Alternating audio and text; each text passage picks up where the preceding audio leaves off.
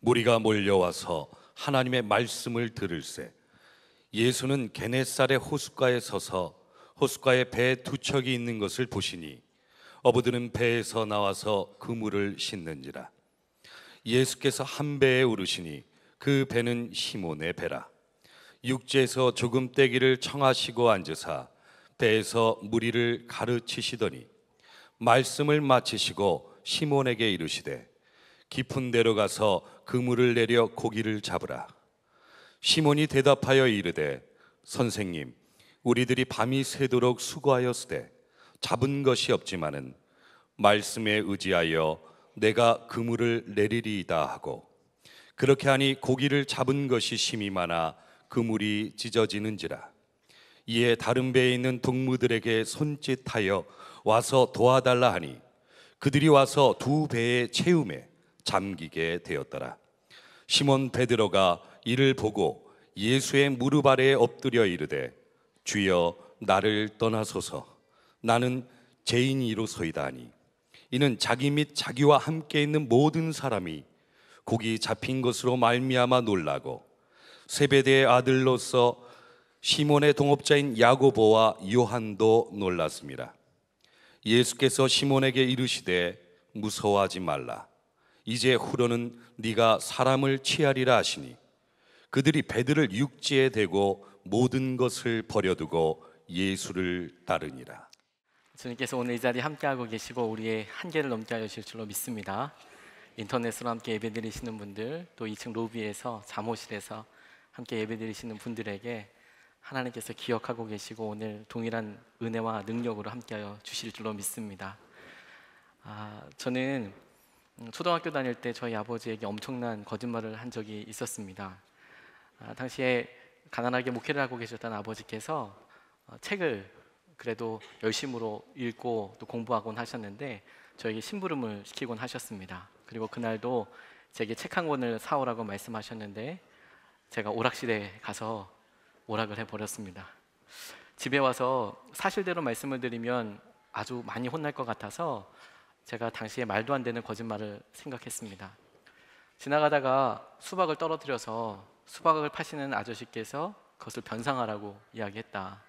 그래서 책 살 돈으로 수박을 변상했다라고, 아무도 믿어주지 않을 것 같은 이런 허접한 거짓말을 아버지에게 말씀드렸는데 저희 아버지께서 그것을 철떡같이 믿어주셨습니다. 믿음의 역사가 통하는 것인가 생각을 했다가 진짜 문제는 그 다음부터 일어나기 시작했습니다. 저희 아버지께서 목회를 하실 때 이렇게 험한 세상이 있는가 탄식하시며 주일 예배 설교 시간에 제 이야기를 예화로 사용하시기 시작하셨습니다. 한 번은 정말 너무 힘들 것 같았는데 더 충격적인 것은 1년에 한두 번씩은 계속해서 예화를 사용하셨습니다. 아버지에게는 그게 굉장히 충격이셨는지 부흥회를 가실 때에도 특별히 제가 함께하는 부흥회에서는 그 이야기를 꼭 하셨습니다. 원래 다른 사람들에게 저에 관련된 이야기나 우리 가정에 대한 이야기를 하는 것을 끔찍히 싫어했었기 때문에 너무너무 싫어했지만 그런 이야기가 한번 나오는 날이면 일주일 동안 부모님이랑, 특별히 아버지랑은 말도 하지 않았던 것 같습니다. 그냥 아버지께서는 자기 이야기를 했으니까 그러려니 라고 생각하실지 모르겠지만 제게는 그것이 거짓이었기 때문에 참을 수 없는 고통과도 같은 시간이었습니다. 그래서 결혼을 앞둔 30살에 아버지께서 기분이 제일 좋으실 때 그게 거짓말이라고 말씀드렸습니다. 아버지께서 충격 먹으셨습니다. 저는 죄의 눌림과 그리고 죄로부터 자유케 된다는 것을 그 사건을 통해서 알게 되었습니다. 그리고 나중에 지나고 나서 아버지와 더 친밀하게 이야기할 수 있는 기회가 많았을 텐데, 그런데 그런 사소한 거짓말이라고 생각하는 것들이 아버지와의 친밀한 관계를 더 깊이 들어가지 못하도록 막는 일종의 장애물이 되었었구나라는 것을 깨닫게 되었습니다. 죄는 그 죄로 인한 결과와 그 죄로 인한 책임도 두렵고 무서운 것이지만 그것보다 더 무섭고 끔찍한 것은 우리가 죄를 지은 대상 그 사람에게 관계가 깨어지고 틀어지게 된다는 것입니다. 불편해지고 진심으로 대할 수가 없고 그 사람이 어떤 말을 해도 내가 잘못한 것들 때문에 왜곡해서 듣거나 내게 상처가 되는 경험들을 많이 하게 되었습니다. 죄의 이런 속성 때문에 하나님께서는 우리 세상 가운데 그리고 우리가 당하는 거의 대부분의 많은 그리고 어려운 일들은 이 죄로부터 시작되어 있는 것을 우리가 기억하길 원하십니다. 그래서 죄의 한계를 넘으라고, 그리고 친히 우리가 그러한 죄의 한계를 넘기 위하여 우리에게 오셨고 지금 우리에게도 말씀으로 도전하고 계신다고 믿습니다. 오늘 본문은 예수님께서 훗날 베드로라고 불리울 시몬에게 찾아오셨던 이야기입니다. 베드로가 밤이 새도록 수고하여서 그물질을 하였지만 결국 아무것도 잡을 수 없고 그냥 뜬 눈으로 세웠던 그때에 무리들과 함께 말씀을 전하시던 예수님께서 오셔서 시몬의 배에 타시고 그리고 배를 조금 띄우자고 말씀하시고 그곳에서 말씀을 전하셨습니다. 시몬은 꼼짝없이 예수님의 말씀을 다 들어야 했던 것이죠. 그리고 말씀을 마치시고 이야기하시기를 깊은 곳에 가서 그물을 던져라 라고 말씀하셨고, 이해가 안 갔던 시몬이었지만 말씀에 의지하여서 깊은 곳에 그물을 던졌을 때에 그가 여태껏 경험해 보지 못했던 어마어마한 물고기를 잡게 되었습니다. 그리고 그가 예수님을 진정으로 만나게 되는 장면입니다. 그런데 오늘 본문에서 굉장히 이상한 부분 한 구절이 있습니다. 그것은 시몬이 그렇게 엄청난, 자기가 소원하고 있던 그런 엄청난 물고기를 잡았을 때에 바로 고백하게 된 내가 죄인이라는 고백입니다. 8절 말씀입니다. 시몬 베드로가 이를 보고 예수의 무릎 아래 엎드려 이르되 주여 나를 떠나소서 나는 죄인이로소이다 라고 고백했습니다. 시몬은 주님을 만났을 때 자신이 죄인인 것을 깨달았습니다. 그런데 참 이상합니다. 성경 앞뒤를 보아도 시몬이 도대체 어떤 죄를 지었다는 것인지 잘 드러나고 있지 않습니다. 우리는 보통 죄인이라고 이야기했을 때, 그리고 누군가 앞에서 내가 죄인이라고 고백할 때에는 내가 그 사람에게 어떤 물리적인 혹은 마음이나 감정적인 상처를 주었을 때나 내가 잘못했다고 여겨졌을 때 내가 그 사람에게 죄인이다 라고 고백하지 않습니까? 그런데 시몬은 지금 예수님에게 잘못했다라고 이야기하는데 잘못한 내용들이 나오지 않고 있다는 것입니다. 비교해 보면 다윗의 이야기가 있습니다. 다윗이 절대로 하지 말았어야 할 밧세바의 음란한 일을 하고 난 이후에 그 죄를 다 덮기 위하여, 무마하기 위하여 자신을 믿고 따랐던 충신 우리아를 적진 깊은 곳까지 싸우러 나가게 하여 모른 채 하여 죽게 하였던 사건이 있었습니다. 우리아만 죽으면 자기가 했던 죄가 다 덮여질 것이라고 생각을 했지만 하나님께서는 다윗을 사랑하셔서 나단 선지자를 통하여 그의 죄가 하나님 앞에서 얼마나 끔찍하고 무서운 것인지 통렬하게 지적하도록 말씀하여 주셨습니다. 다윗이 나단 선지자로부터 그 이야기를 깨닫고 난 이후에 그가 고백하기를 내가 죄인입니다, 내가 하나님 앞에 잘못했습니다 라고 고백을 하고 있습니다. 죄를 지적받았을 때 내가 죄인입니다 라고 고백하는 것은 당연한 일이고 그나마 그것도 하지 않는 사람들이 있어서 걱정이긴 하지만 하나님께서 분명한 죄에 대한 속죄를 주시는 것도 우리는 보아봤습니다. 하지만 시몬은 그렇지 않았습니다. 만약 예수님께 어떤 물리적인 죄를 범하였거나 혹은 예수님에 대하여 폄하하였거나 혹은 어떤 소문을 내었거나 했다면 예수님을 보자마자 잘못했다고 이야기하는 것이 맞을 텐데, 분명 오늘 본문은 그가 예수님과 오랜 시간을 같이 있었고 그 시간이 지난 이후에 고백하여 깨달아서 말하기를 내가 죄인입니다 라고 고백하고 있다는 겁니다. 더군다나 주님과 함께 있을 수 없다고 자신을 떠나시라고 하였던 것은 그가 스스로 자기 자신이 존재적으로 죄인이구나 라는 것을 깨달았다는 것을 알게 해줍니다. 다시 말해서 죄를 지어서 죄인인 것이 아니라 죄인이기 때문에 죄를 짓는 사람입니다 라고 고백하였던 것을 본문을 통해서 알게 됩니다. 저는 아버지를 통해서 예수님을 만났습니다. 목회하시던 아버지 설교하시고 그리고 그분께서 제게 가르쳐 주셨던 그런 만남들 통해서 만난 것은 아니었습니다. 믿는 가정에서 자라고 아버님께서 목회하시는 교회에서 오랫동안 신앙생활을 했지만 제가 인격적으로 주님을 만나는 데에는 굉장히 많은 시간이 필요했던 것 같습니다. 특별히 육신의 아버지와의 관계가 저를 많이 힘들고 어렵게 했었습니다. 어렸을 때는 그래도 말도 하고 장난도 치고 했던 기억이 가끔 있는데 그런데 고등학교를 들어가고 대입 입시를 봐야 하고 바쁘고 분주한 시간이 계속되고 그리고 대학을 들어가서 아르바이트를 하기 시작하고 어느 정도 경제 활동을 하기 시작할 때부터 아버지와는 도무지 이야기할 거리들이 없어지게 되었습니다.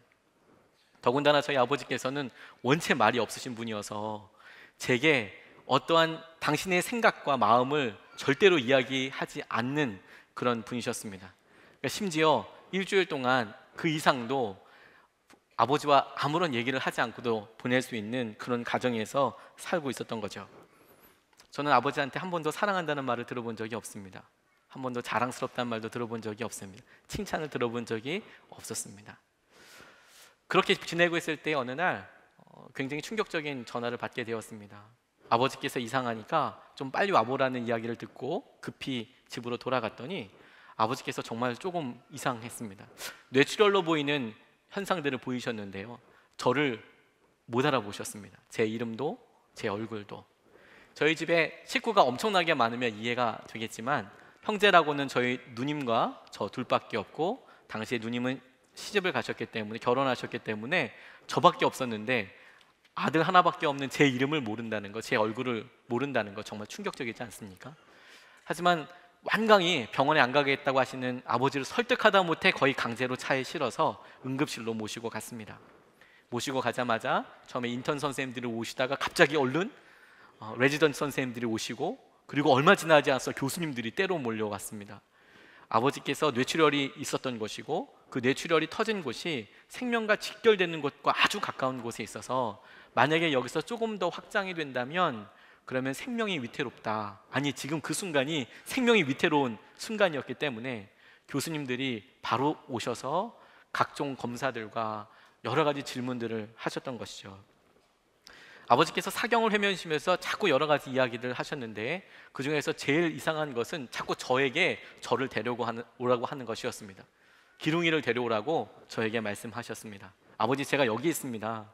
제가 여기 있습니다라고 말씀을 드려도 아버지께서는 저를 데려오라고, 왜 그러신지를 여쭤보고 또 말이 계속 진행되면서 알게 되었는데 제게 주실 것이 있다고 말씀하셨고, 그것이 용돈인 것을 알게 되었습니다.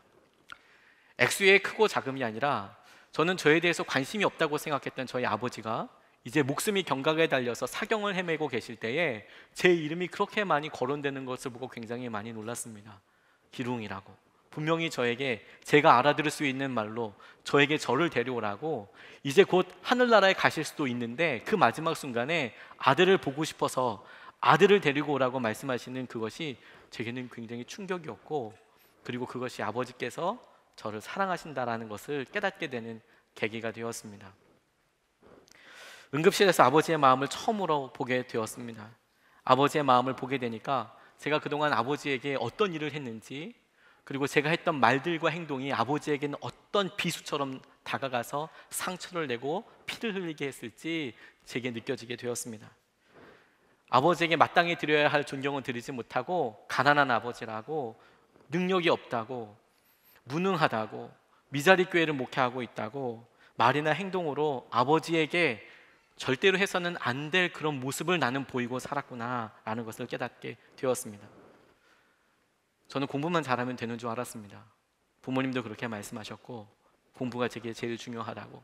그래서 공부를 열심히 하고 남들이 부러워할 만한 것을 내가 얻고 혹은 누리고 할 수 있으면, 그런 가능성이 있으면 괜찮은 인생이라고 생각했습니다. 그리고 다른 사람에게 피해 주지 않고 내게 가지고 있는 나의 지식과 나의 능력으로 내가 할 수 있는 것을 누리고 취하는 것은 전혀 죄가 아닐 뿐더러 그렇게 하는 것은 당연한 것이라고 생각하고 살았습니다. 하지만 사랑 앞에 서고 나니까 모든 것이 다 죄송하고 모든 것이 다 죄라는 것을 깨닫게 되었습니다.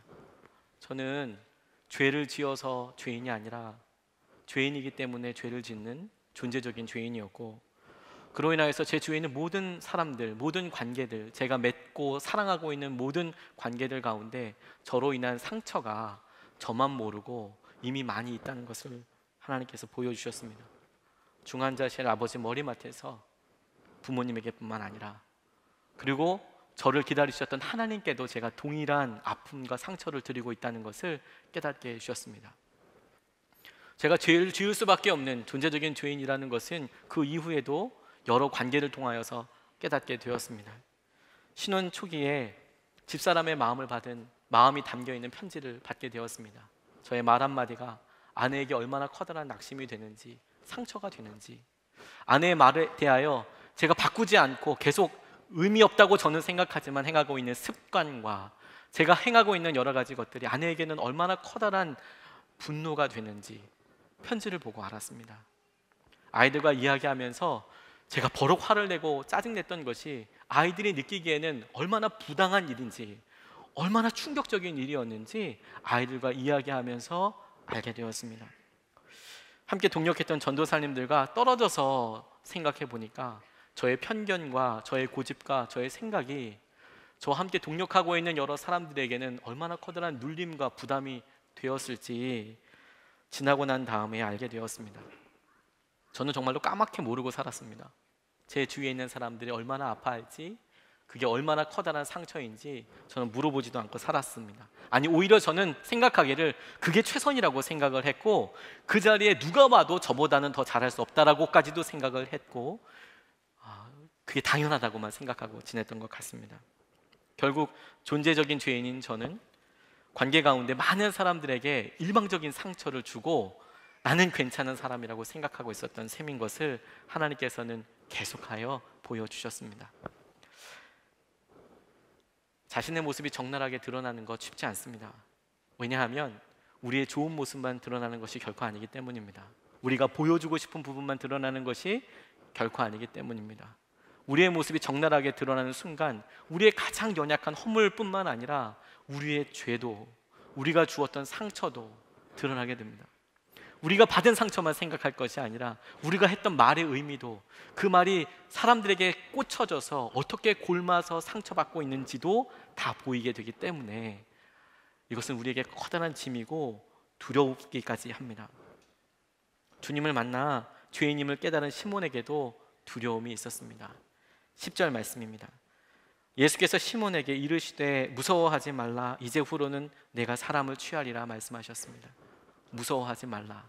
엄청난 기적을, 물고기가 잡히는 그 기적을 보고 어부였던 시몬에게 있어서는 이런 횡재가 어디 있을까, 이런 놀라운 일이 어디 있을까, 와, 내게 이런 행운이 있었구나라고 생각했을 법한 그 시간에 그가 죄인인 것을 고백하였고, 그리고 그런 일이 일어났던 배에서 그런 일을 일어나게 하셨던 주님 앞에 두려워 떨고 있었습니다. 왜 거룩한 주님을 만났는데 두려울까요? 그것은 우리가 짓는 모든 죄가 사실은 주님 앞에서 짓는 죄이기 때문에 그렇습니다. 성경에 나와 있는 우리 사람이, 인류가 최초로 죄를 지은 아담과 하와의 이야기를 보면 하나님께서 먹지 말라고 명하신 선악을 알게 하는 나무의 실과를 따먹고 난 이후에 아담과 하와가 보였던 행동들을 볼 수 있습니다. 창세기 3장 9절 10절 말씀에 보면 이렇게 나와 있습니다. 여호와 하나님이 아담을 부르시며 그에게 이르시되 내가 어디 있느냐, 이르되 내가 동산에서 하나님의 소리를 듣고 내가 벗었으므로 두려워하여 숨었나이다 라고 고백하고 있습니다. 여러분, 벗은 것은 부끄러운 일이지 두려운 일이 아닙니다. 내가 벗고 있는 것은 수치스러운 일이지 결코 무서운 일이 아닙니다. 그러나 아담과 하와는 그들이 벗었다는 것을 깨닫고 난 이후에 자신이 벗었음 때문뿐만이 아니라 자신에게 명령하셨던 하나님, 그 하나님 앞에서 죄를 지은 것 때문에 두려워 떨 수밖에 없었습니다. 죄 앞에서 우리가 두려운 것은 우리의 죄가 주님 앞에서 지은 것이기 때문에 그렇습니다. 성경에 동일한 충격적인 만남을 가진 한 사람이 있습니다. 사울은 자기가 하고 있는 신념과 자기가 믿고 있는 모든 일에 자신이 있어서 그날도 다메섹으로 가는 그 길에서 굳게 결심하면서 나아갔을 것입니다. 다메섹에 살고 있는 예수를 따르는 무리들을 내가 잡아서 다시는 이런 불법적인 모임과 불법적인 행동들을 하지 못하게 할 것이다 라고 아마 굳은 맹세와 함께 갔을 것입니다. 이것을 위해서 대제사장에게 공문서도 받아 가지고 갔고 자신의 길에 있어서 해야 될 모든 도움을 준비하고 가고 있었습니다. 그때 호련히 빛이 그에게 임하였고 소리가 들렸습니다. 그는 예수 믿는 사람들만 핍박했습니다.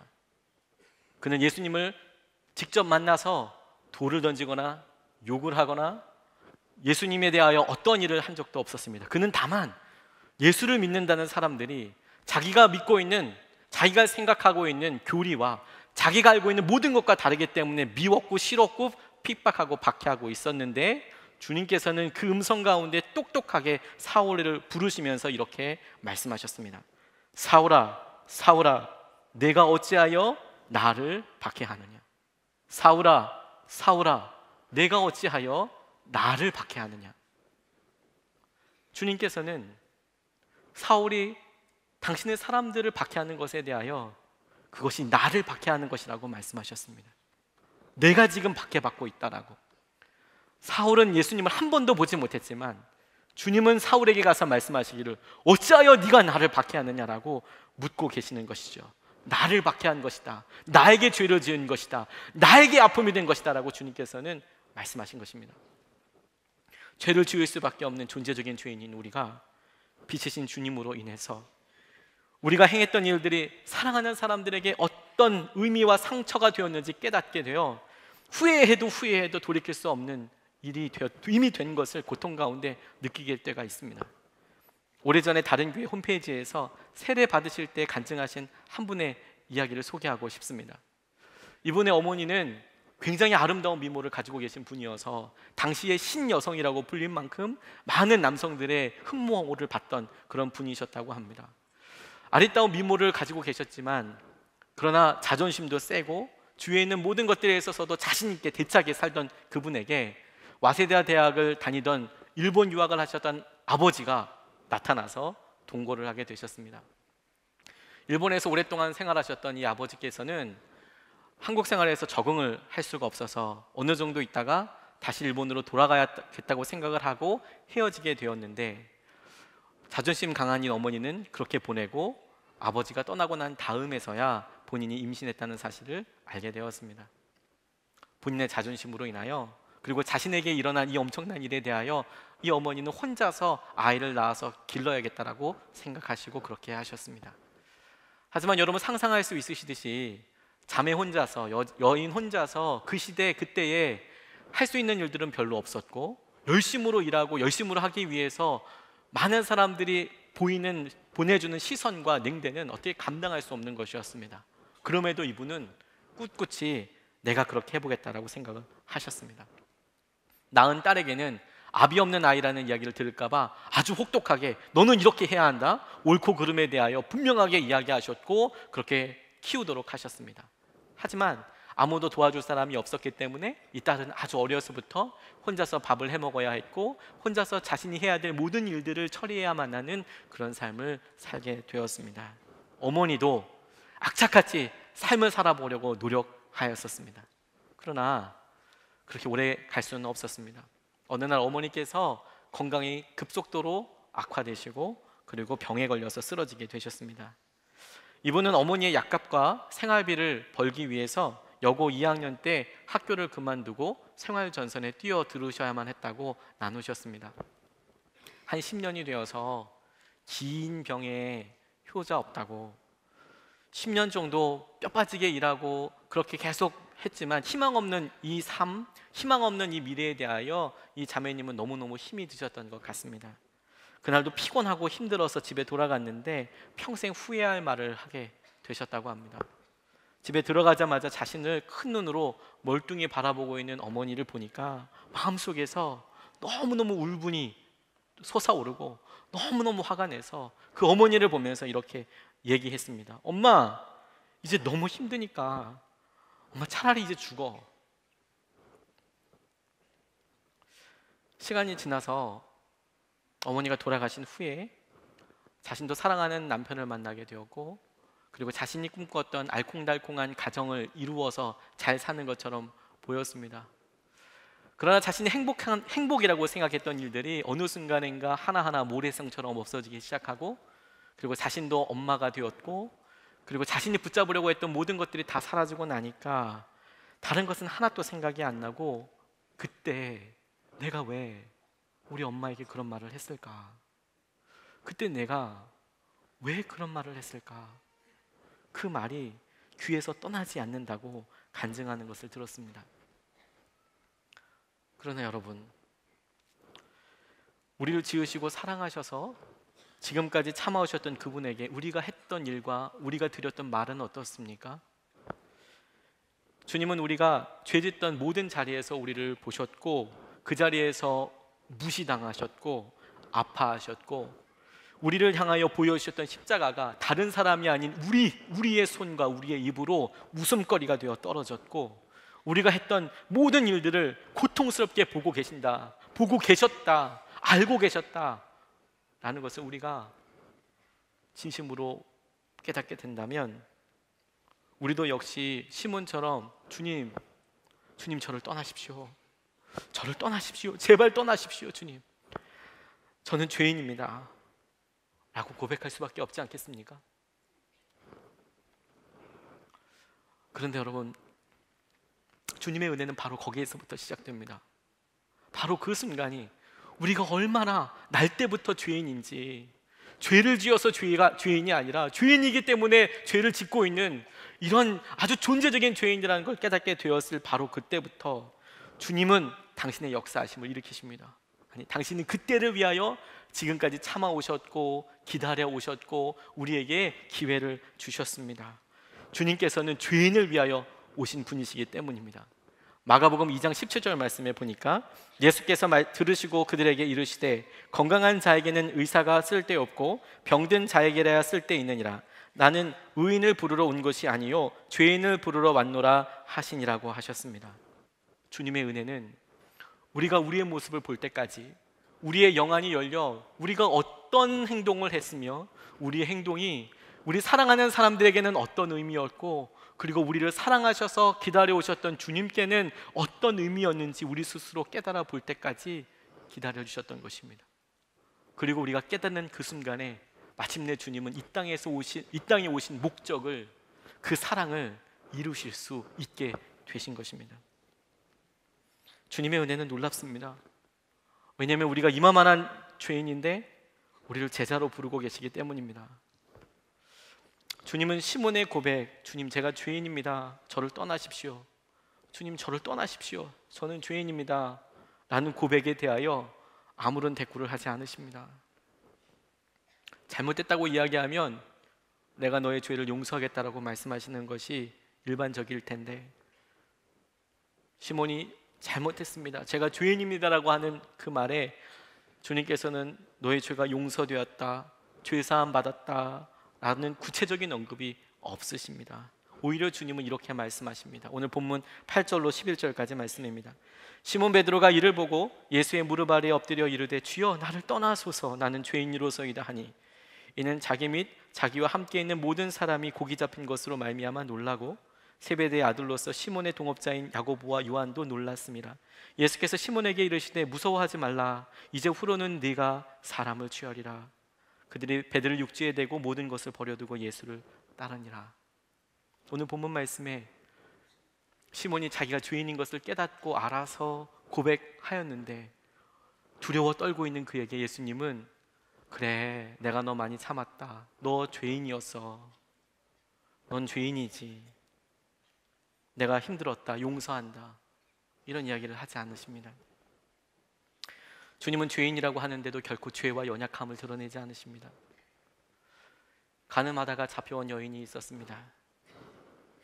많은 사람들이 그녀를 손가락질하며 어떻게 해야 할 것이냐고 예수님께 와서 물었습니다. 왜냐하면 율법에 의하면 이 여자는 반드시 돌에 쳐서 죽임을 당해야 할 터인데 당신은 사랑을 전하는 분이니 이 여자에게 어떻게 했으면 좋겠느냐라고 사람들이 예수님에게 그 여인을 붙잡아 데리고 와서 물었습니다. 성난 군중들 앞에서 예수님께서는 가만히 고개를 숙이시고 허리를 숙이시고 땅에다가 글을 쓰셨습니다. 재촉해서 묻는 군중들에게 예수님께서 말씀하시기를 누구든지 죄가 없는 자가 먼저 돌로 치라라고 말씀하셨습니다. 그렇게 시간이 지나고 나니까 마음속에 분노와 마음속에 미움과 마음속에 여러 가지 것들을 가지고 왔던 그 성난 군중들이 마음의 돌 그리고 들고 온 돌을 내려놓고 돌아가기 시작했습니다. 그렇게 다 돌아갔습니다. 주님은 그 여인에게 왜 가늠했냐고 묻지 않으셨습니다. 그렇게 남아있는 그 여인에게 찾아가셔서 너 이렇게 될 줄 몰랐니? 너 이런 날이 있을 줄 몰랐니? 너 간음하면 이렇게 버림받는다는 거 몰랐니? 너 목숨을 걸어야 할 만큼 그래야 했다는 걸 몰랐니? 너 오늘 내가 아니었으면 너 죽었다는 거 너 모르겠니? 너는 죄인이라고 말씀하지 않으셨습니다. 다만 그 여인에게 고발한 자들이 어디 있느냐? 너를 정죄한 자가 없느냐?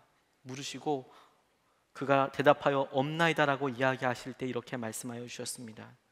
나도 너를 정죄하지 아니하노니 가서 다시는 죄를 범하지 말라 하셨습니다. 나도 너를 정죄하지 아니하노니 다시는 죄를 범하지 말아라. 이것이 주님의 마음이었습니다. 다른 사람들은 다 죄인이라고 이야기하고 다른 사람들이 다 손가락질하는 그때에도 주님은 절대 그 여인을 주목하여 너는 죄인이다라고 말씀하지 않으셨습니다. 죄가 작기 때문도 아니었고 예수님께서 그 죄를 모르시기 때문도 아니었고 오히려 우리가 지은 그 죄가 분명히 드러나는 그 상황에서도 주님은 절대 그 얘기를 하지 아니하신 이유가 우리가 지은 그 흉악한 죄 때문에 당신께서 이 땅에 오신 것이고 우리가 주님을 만난 그 순간이 주님께서 마침내 당신의 놀라운 은혜를 드러낼 때인 것을 아시기 때문입니다. 명심해야 할 것은 우리는 우리 스스로 우리를 바꿀 수 있는 능력이 없다라는 것입니다. 신방하다 보면 본인의 마음과 본인의 믿음이 언제쯤 바뀔 수 있을지, 언제쯤 나의 신앙이 좀 나아질 수 있을지 가지고 고민하는 여러 분들을 만나게 됩니다. 요한복음 2장에 보면 물이 포도주로 변하는 사건이 나오게 됩니다. 마치 당신들의 신앙이 물과 같아서 영향력을 주고 싶고 이제는 내 안에 계신 살아계신 예수님께서 하시는 일들을 부모님들에게나 남편과 아내에게나 아들들, 자녀들에게 보여주고 싶은데 여전히 물에 물 탄 듯 그렇게 지나가는 자신의 이런 연약한 믿음이 너무너무 어렵고 힘들다라고 이야기하시면서 언제쯤 내 믿음이, 이 물과 같은 믿음이 맛을 보면 맛보아지고 보아지면 색깔로 드러날 수 있는 포도주로 변하게 되느냐고 고민해 하시는 것 같습니다. 그런데 주님이 물이 포도주가 되었다고 말씀하신 적이 없다는 사실을 여러분 아십니까?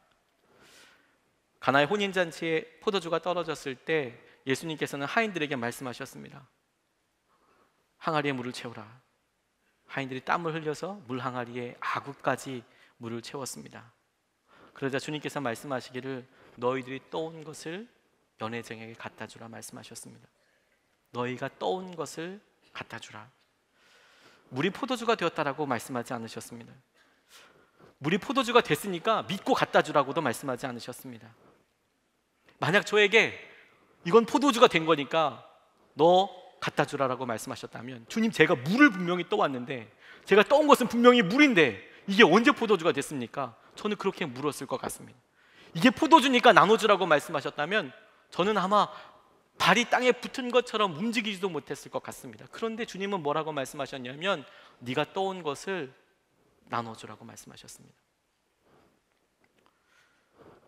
떠온 것을 나눠주시라고 말씀하신다면 그건 해볼 수 있을 것 같습니다.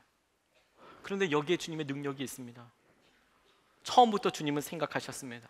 물을 포도주로 바꾸는 것은 우리의 능력이 아니고 우리가 해야 될 일도 아니고 주님은 그곳에 포도주가 필요한 것을 잘 알고 계시고 그리고 주님께서는 포도주로 공급하실 것을 계획하고 계셨기에 원하시는 것은 순종밖에 없으셨습니다. 그리고 그들은 물로 된 포도주, 전에는 한 번도 먹어보지 못했던 최상급의 포도주를 맛볼 수 있게 되었습니다. 주님이 바꾸셨던 것이죠. 시몬처럼 주님을 만나고 난 후에 만약 주님께서 너는 깨끗하게 되었다, 그러니까 그 깨끗한 모습대로만 살아라라고 제게 말씀하셨다면 저는 아마 굉장히 두려웠을 것 같습니다.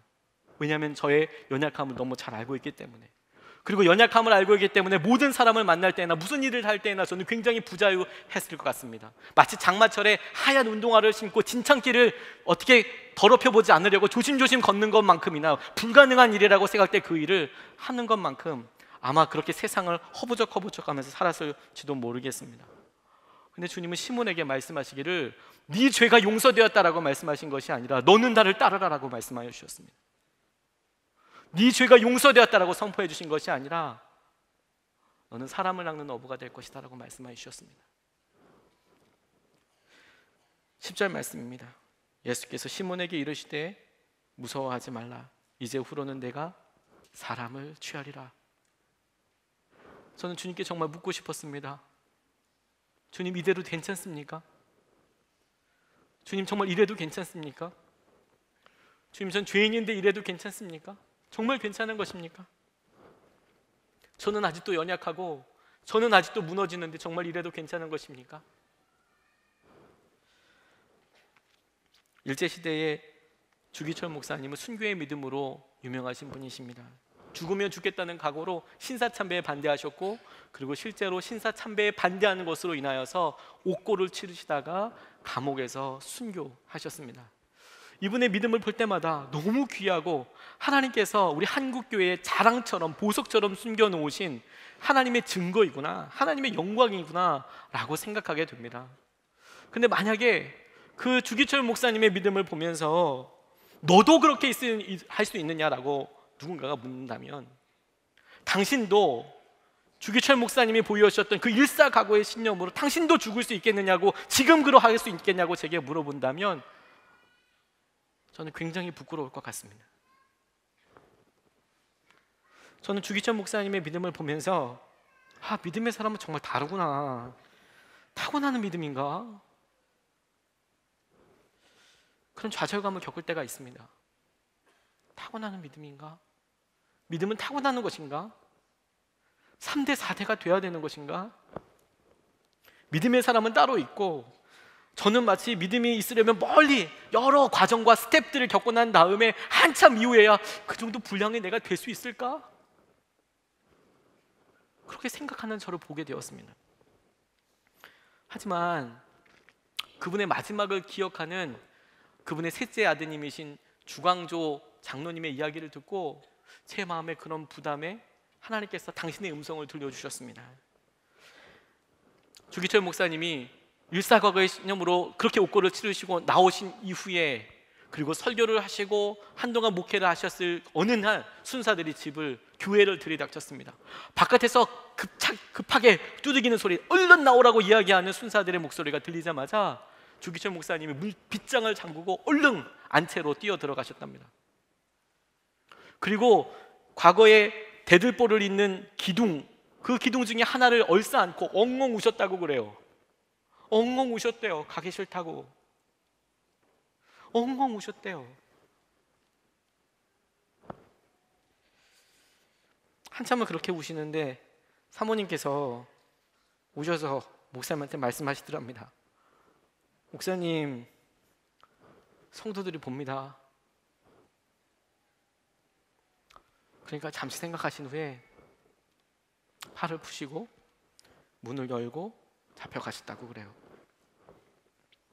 그것이 주광조 장로님이 자기의 아버지 보았던 마지막 모습이었다라고 합니다. 저는 주기철 목사님 같은 순교자들은 저와 완전히 다른 믿음과 완전히 다른 복음과 완전히 다른 것으로 사는 줄 알았습니다.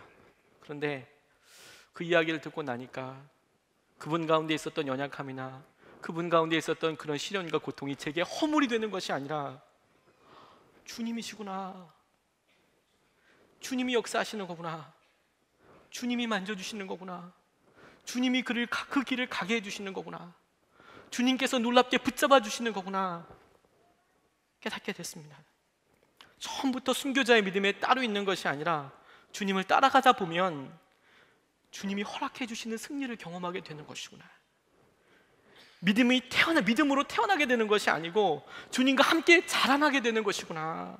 죄의 한계가 높이뛰기 경기처럼 넘어야 될 다음 목표가 있는 것이 아니라 등산처럼 앞에 가는 사람을 바짝 붙어서 헉헉거리지만 따라가다 보면 어느 순간에 눈앞에 펼쳐지는 고지가, 정상이 앞에 있어서 한 번도 생각해보지 못했던 여리고성이 무너져 있고, 절대로 넘을 수 없을 것 같았던 죄의 홍해가 갈라져 있고, 요단강을 이미 건너와 버린 나는 순종만 했는데 주님께서 나를 그리로 인도하여 가시는 거구나, 그거구나 깨닫게 해주셨습니다.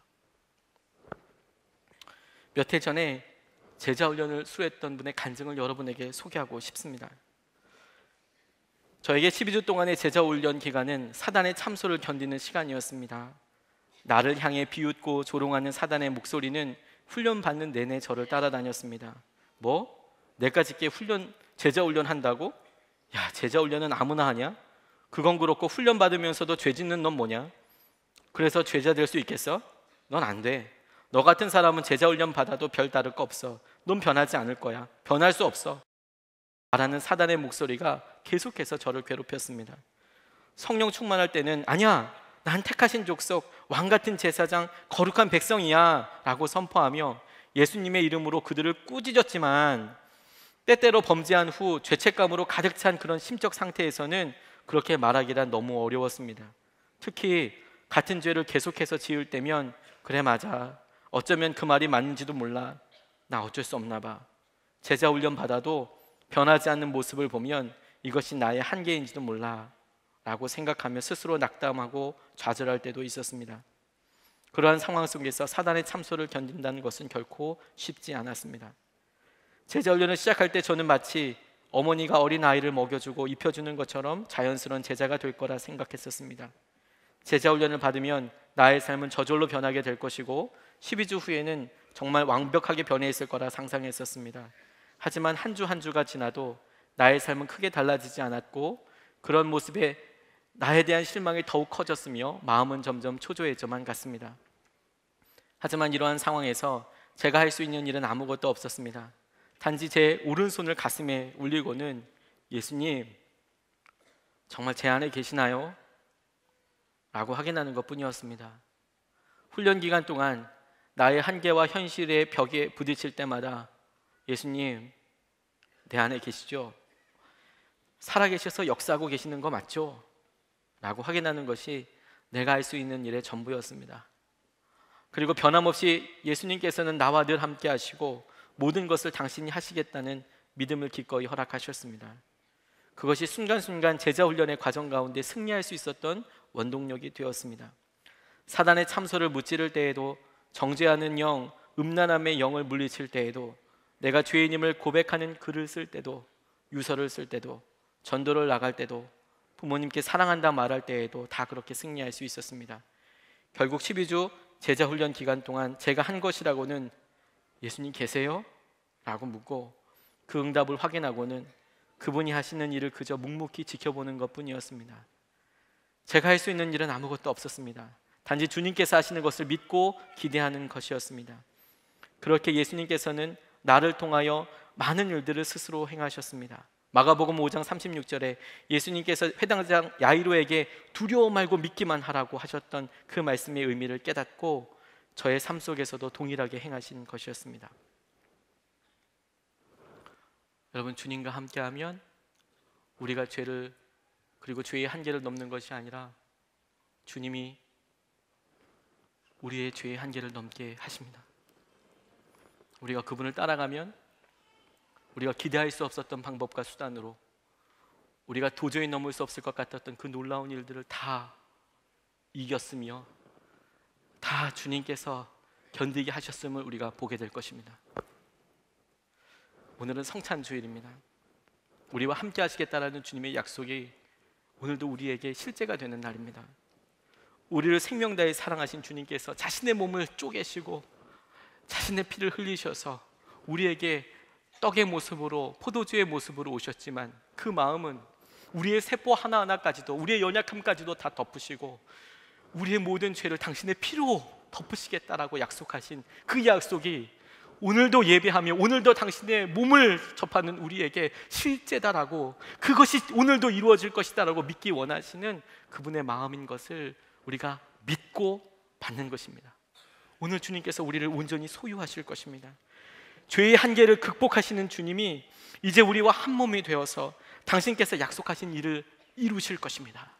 그분을 바라보시면, 그분을 순종하시면, 그분 앞에 온전히 나아가시면 오늘 주님께서 여러분들의 손을 붙잡고 여러분들의 모든 것이 되어주실 것입니다. 오늘 우리 말씀 붙잡고 이 성찬을 위해서 같이 기도하고 싶습니다. 주님, 우리는 부족합니다.